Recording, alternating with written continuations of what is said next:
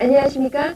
오늘은 소화질환 두 번째 시간으로 어린이 감기에 이어 오늘은 어린이 축농증과 비염, 인후염, 중이염에 관해서 살펴보도록 하겠습니다.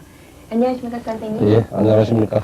최근에 감기가 걸리고 난 다음에요. 예. 축농증이나 비염, 인후염, 중이염까지 발병하는 경우를 볼 수 있는데요. 예. 왜 그렇게 발병하는 건지 좀 알려주시죠. 예.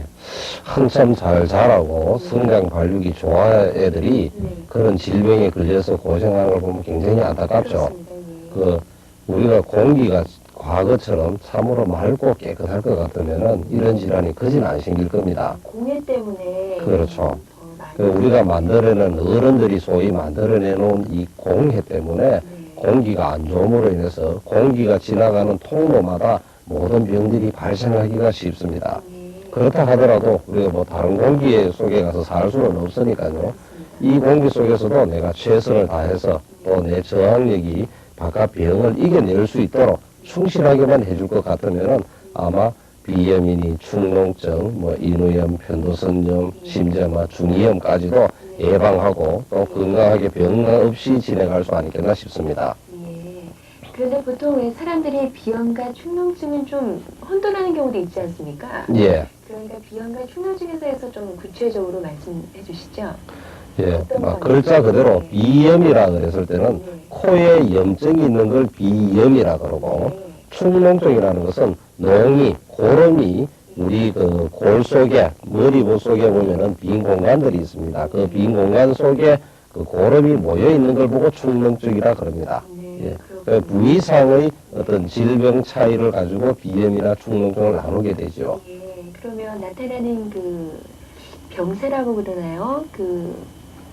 예. 증세도 똑같나요? 아니면 약간 어떤 차이가 있습니까? 큰 차이점은 없습니다. 근데 단지 이제 구분하자면은 이 축농증까지 오게 되면은 병이 벌써 비염의 단계가 심해지게 되면은 대체로 이 축농증까지 이완이 되게 됩니다. 그렇죠.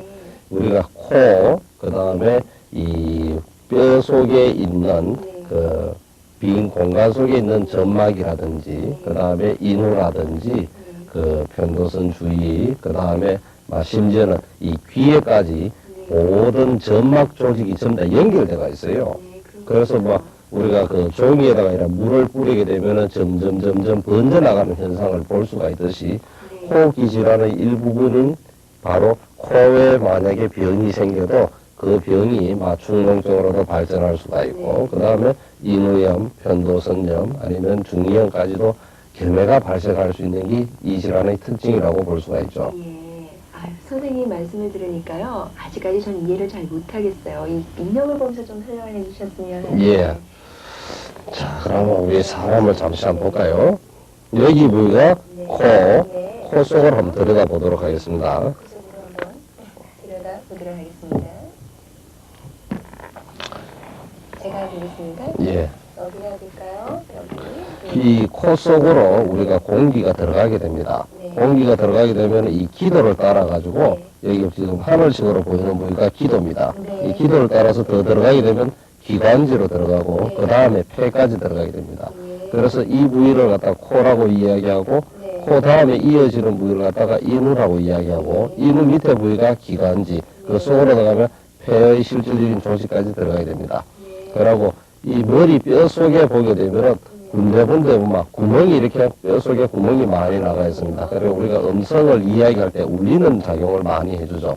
그래서 아까 말씀드렸듯이 이 코에 있는 모든 점막 조직과 네. 이 머리 속에 있는 걸 우리가 의학 용어로는 동이라고 하는데 이 구멍 속에 있는 점막 조직이 서로 전부 다 연결되어 있어요. 인후까지도. 쉽네요. 진짜 연결이 다 돼 있습니다. 그래서 코에서 생기면은 비염, 네. 이 동 속에, 이 동굴 속에 고름이 생기게 되면은 축농증이라 그러죠. 그러고 인후에 생기게 되면 인후염, 기관지에 생기면 기관지염, 폐에 생기면 폐렴이라고 이야기를 하는 것입니다. 그럼 중이염은 그러고 이 코에서부터 해가지고 이 귀까지는 아주 조그만한 얇은 관으로서 연결이 돼 있어서 그 압력을 조절해주는 역할을 하는데 비염이 생기게 되면 바로 이 중이염까지도 연결이 잘 된다고 볼 수가 있을 것입니다. 네, 그렇군요. 네, 선생님 말씀을 들으니까요. 비염, 축농증, 중이염, 인후염까지 전부 연결돼 있다는 걸 볼 수 있는데요. 그럼 이런 병에 대한 예방책이라든가 치료책이 있을 것 같은데 좀 말씀해 주시겠습니까? 예. 우리가 초기에 만약에 일시적으로 잠시 또 막 병이 들었을 것 같으면은 이 부위마다 사실 뭐 이름만 다를 뿐이지 사실은 비슷한 병들입니다. 단지 우리가 하나 더 생각해 보고선 코 부위 같으면은 1차 방어선일 것이고 막 인후 중에서 편도선 같으면은 2차적인 방어선이고 인후 같으면은 3차적인 방어선, 막 기관지 같으면은 4차적인 방어선, 폐까지 들어가게 되면 이 호흡기 질환으로서 마지막 단계죠. 병이 점점 깊어진다. 그런 측면에서 이 부위의 어떤 병들을 갖다가 이해해 주시는 게 좋을 것 같아요. 그래서 병이 아까 점막으로 인해서 연결되어 있지만은 방어선이 어디서 빨리 우리가 종기를 짓느냐에 따라서 병을 치료하는 속도가 빠를 것이고 또 내가 덜 고생하게 되겠죠. 그래서 만약에 국소적으로 예를 들어서 막 일시적으로 잠시 어떤 병이 왔다. 그럴 것 같으면 이 국소만 치료하는 병을 갖다가 국소만 우리가 병을 치료해도 좋겠지만은 막 이게 만성화되었다. 그래서 만성 비염이다. 만성 축농증이다. 이럴 정도 같으면은 벌써 이 내 코 점막이라든지 조직이라든지 이런 게 많이 상해가 있는 상태입니다.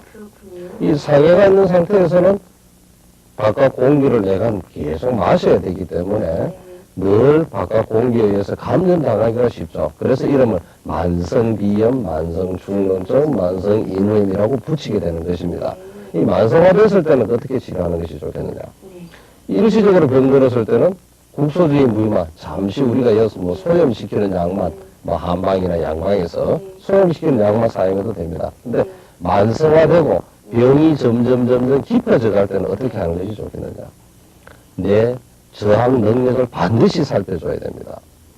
저항 능력이 있어줘야지만이 내 조직이 회복되어 가면서 이 병이 났을 것이거든요. 그런데 저항 능력을 안 살려주고 계속 여기에 생기가 있는 염증 치료만 할 것 같으면은 막 우리가 전번 시간에 말씀했듯이 식물 자체가 좀 시들시들한 데다가 농약이니 살충제만 뿌릴 것 같으면은 점점 그 약에 의해 가지고도 이 조직이 더 약화되는 수도 간혹 생깁니다. 그럴 경우는 오히려 막 더 병을 더 깊게 만드는 수가 있으니까 내 생명을 살려가면서 막 음식이라든지 우리가 뭐 어떤 약물이라든지 휴식이라든지 그런 걸 통해서 내 조직이 회복되도록 도와주면서 이 병을 치료할 것 같으면 아마 만성화되는 병까지는 막을 수 있지 않겠느냐. 설사 또 만성화되었다 하더라도 내 조직이 점점 살아날 수 있는 길을 안 만들 수 있겠느냐. 그렇게 생각이 되네요. 예. 그럼 이런 비염이 걸리지 않으려면 미리 좀 예방하는 그런 차원에서 조심해야 될 부분이라든가 주의해야 될 상황이 있을 것 같은데 어떻게 예. 될까요? 애들이 이런 막 천방지축으로 노는 게 애들입니다. 그런 애들을 막 우리가 붙잡아 놔놓고 공부시키고 뭐하고 하다 보니 애들이 정상적으로 자기 능력을 발휘하지를 잘 못해요. 뭐 하는 걸 갖다 늘 하는 습성을 들이게 되면은 그것도 쉬워지듯이 우리 몸이라는 것은 어느 정도 잠깐 활동하는 게 좋습니다. 그래서 낮으로는 애들이 좀 뛰어놀 수 있는 시간을 좀 두자. 그게 제가 뭐 보는데 제일 중요한 것 같고, 두 번째로는 놀더라도 막 바깥 공기가 좀 따뜻하고 뛰어놀기가 좋을 때 노는 건 좋은데 요즘 같은 날씨 같으면은 오후에 한 5시 이후가 되면은 좀 쌀쌀합니다. 바람도 좀 많이 불고 그럴 때는 좀 노는 걸 좀 피해 주는 게 안 좋겠느냐. 서로 막 바깥에 외출할 일이 있을 때는 막 감기가 안 걸리고 비염이 없고 축농증이 없다 하더라도 마스크 정도는 써가지고 가는 게 안 좋겠느냐. 그러고 이 코라든지 이런 조직은 항상 바깥 공기를 마시기 때문에 우리가 실내에 거주할 때는 이 공기를 어느 정도 따뜻한 공기, 습도가 있는 공기를 마셔주느냐에 따라서 코나 인후나 기관지나 막 우리가 귀까지도 회복되는 속도가 결정이 되겠느냐. 그래서 만성적인 질병은 자체에서 먹어서 만들어내는 음식물로 인한 영양분도 중요할 것이고 바깥 공기로 인한 것도 굉장히 중요합니다. 이 두 가지를 같이 살펴가면서 여러 가지 질환들을 갖다가 치료해 나갈 것 같으면 빠른 효험을 거둘 수가 있죠. 네, 그렇군요. 그럼 뭐 음식 조절 같은 거라도 뭐 있을까요? 뭐 어떤 음식은 삼갔으면 좋겠다. 예. 그런 음식이 있으면 좀 말씀해 주시죠. 예, 예. 뭐, 우리 통상 보면은 뭐, 이걸 먹으면 특별하게 좋지 않겠느냐. 하여튼 그런 음식보다는 좀, 일단 요즘은 물질이 좀 풍부한 반면에 대체로 이 소화기 계통, 막 위장, 소장, 대장 계통의 기능이 애들이 떨어진 애들이 많습니다. 그래서 뭐 특별히 좋은 음식을 찾기보다는 해로운 걸 피하면은 내 몸은 자연스럽게 좋아질 수밖에 없습니다. 그래서 애들이 음식 중에서 막 좋아하는 음식이 애들은 성장 발육을 많이 함으로 해서 우리 몸에 있는 세포들이 어른들이 활동하는 것보다 더 열심히 활동을 합니다. 그러므로 해서 당연하게 영양분이 좀 모자라게도 활동은 많이 하는데 영양분이 모자라니까 거기서 열이 발생이 되고 약간 갈증을 느낍니다. 이러므로 해서 애들이 좋아하는 음식이 대체로 차가운 음식을 좋아하죠. 그런데 열이 생기는 그 안에서 갈증이 나는 가장 큰 이유가 안에서 내가 활동을 했는 만큼 영양분이 모자랄 때 갈증을 느끼거든요. 그런데 차가운 물을 먹는다든지 얼음물이라든지 아니면 음료수라든지 막 심하면은 아이스크림까지 먹는다든지 날씨가 더워지면 예, 그렇죠. 그런 걸 자주 먹게 되면은 이 위장 조직이라는 것이 안 그래도 영양분이 부족한 상태에서 우리 몸이 애를 쓰고 있는 중인데 차가운 음식이 들어가게 되면은 갑자기 이 위장 활동이 방해를 많이 받습니다. 그러면 뭐 당연히 먹는 음식물이 영양분도 잘 못 만들어내고 또 차가운 음식물은 위장이나 소장이나 대장의 기능을 저하시켜서 막 설사를 하게 한다든지 애들의 식욕이 떨어지게 한다든지 그런 영향도 굉장히 많습니다. 그래서 덥다고 했을 때 막 차를 벌컥벌컥 마시게 하는 어떤 그런 것보다는 미지근한 음식물을 갖다가 미지근한 물도 좋고 아니면 우리가 따뜻한 보리차 뭐 더 좋을 것 같으면은 뭐그 미지근한 뭐 꿀을 좀 이래 꿀물을 좀 만들어주는 그런 방식도 안 좋겠느냐. 그래서 애들이 건강해지려면은 특히나 뭐 이런 호흡기 질환을 빨리 예방하려면은 좀 차가운 음식물을 좀 피하는 게 좋겠다.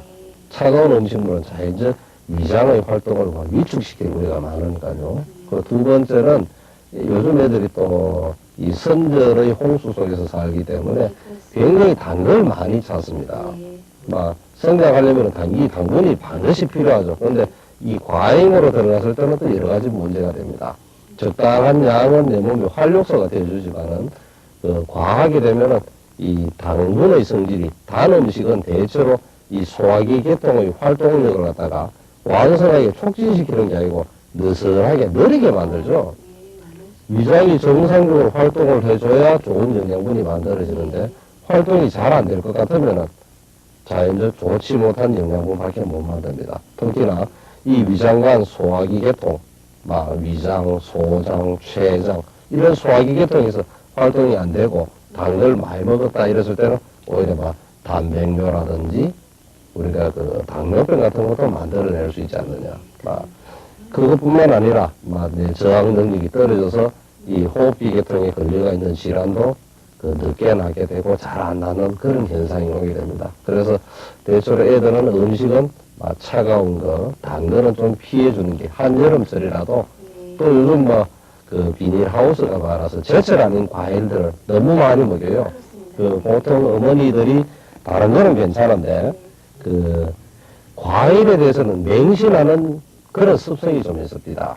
그래서 몸에 좋은 거는 사실은 우리가 제철에 나오는 음식, 그러고 가장 제일 좋은 거는 우리가 먹는 오곡이 가장 좋습니다. 그래서 너무 과일을 위주로 애들을 키우는 것도 좀 안 좋지 않겠느냐 그런 생각이 듭니다. 예, 선생님 말씀을 들으니까요. 그 호흡기 질환은 아무래도 그 온도가 많이 좌우하고 습도가 많이 좌우하는 걸로 알고 지금 제가 그렇게 들었는데요.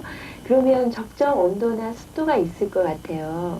예, 예. 네, 아니면 가습기를 더 튼다든가 어떤 그런 대처가 있을 것 같은데 좀 거기에 대해서 적정 온도나 습도에 대해서 말씀해 주세요. 예, 요즘은 세월이 참 좋은 세월입니다. 이 문명의 기계들도 많고 그래서 흔히 제 같은 경우에는 우리 전화를 보게 되면은 131번을 누르면 일기예보를 해줍니다.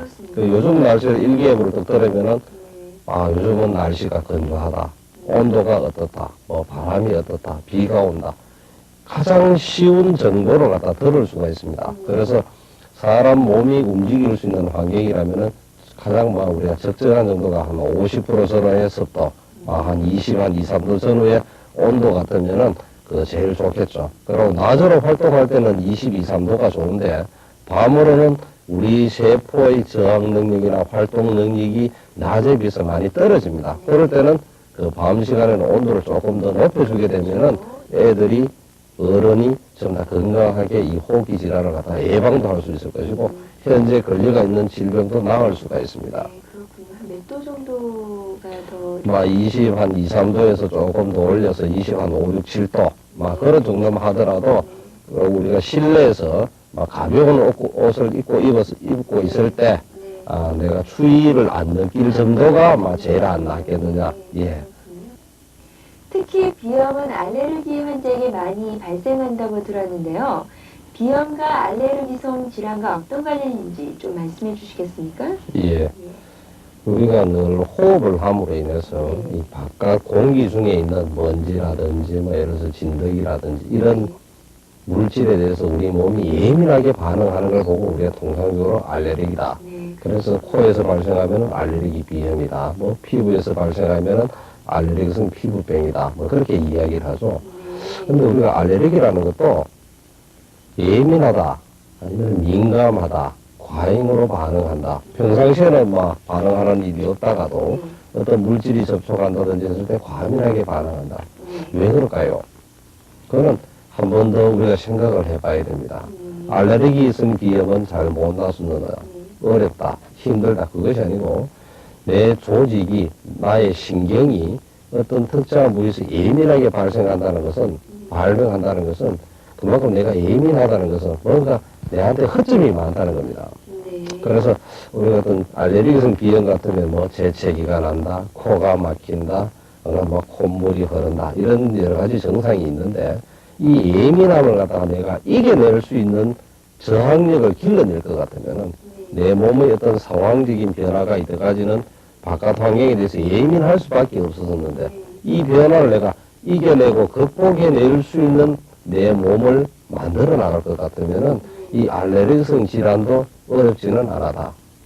단지 정세가 항원 항체 반응, 그러니까 알레르기의 어떤 물질하고 내 몸하고 반응하는 걸 갖다가 차단하는 것이 어떤 서양의학의 방식이라면은 이 동양의학에서는 이 예민한 걸 갖다 내가 건강해지고 튼튼해지고 힘을 길러내서 그런 병사들, 바깥에 있는 먼지라든지 진드기라든지 여러 가지 균들을 갖다가 다 이겨내버리게 되면은 알레르기성이라 하는 질병도 충분하게 이겨낼 수가 아니겠느냐 싶습니다. 네, 그렇군요. 그럼 저희가 이렇게 비염이나 축농증이 걸렸을 경우에, 갑자기 걸렸을 경우에, 그럴 때 가정에서 이렇게 쉽게 조금은 완화시킬 수 있는 그런 대처 방안이 있을 것 같은데. 예. 초기에 우리가 바깥 공기로 인해서 감기가 들게 되면은 호흡기 질환 중에 1차 관문인 코라든지 인후라든지 이런 데서 먼저 병이 듭니다. 그럴 때는 감기만 났어버리면 좋겠죠. 우리가 잘 아시겠지만은 땀을 좀 바깥의 차가운 공기로 인해서 내 몸이 병이 들었으니까 이 차가운 공기를 이겨낼 때는 가볍게 땀을 내주는 게 좋습니다. 그런 의미에서 꿀차라든지 생강차라든지 밥뿌리를 좀 넣어서 한다든지 방을 좀 따뜻하게 해가지고 내가 이불 속에서 땀을 좀 낸다든지 그런 정도만 하더라도 가볍게 가정에서 이겨낼 수가 있을 것이고, 두 번째로 이 만성적으로 벌써 병이 들었다. 그랬을 경우에는 반드시 내 몸의 저항력을 갖다가 충실하게 길러주면서 해줘야 되니까 이럴 때는 가정에서 할 수 있는 것이 우리가 좀 휴식을 좀 취하고 좀 음식물을 좀 충실하게 섭취를 하고 그러면서 이 균을 갖다가 이겨낼 수 있는 저항 능력도 길러주고 그러면서 이 바깥에서 들어온 내 몸에서 생기고 있는 이 병을 갖다가 적절하게 치료하면은 충실하게 이겨낼 수가 있겠죠. 네. 자, 이제까지 대구 한의사회 건강강좌위원 신홍식 원장님을 모시고 어린이 호흡기 질환에 대해서 자세하게 살펴봤는데요. 우리 부모님들 자녀의 입장에서 병을 예방하고 치료하면 얼마나 좋을까라는 생각이 듭니다. 오늘 건강백서는 여기서 마치도록 하겠습니다. 감사합니다.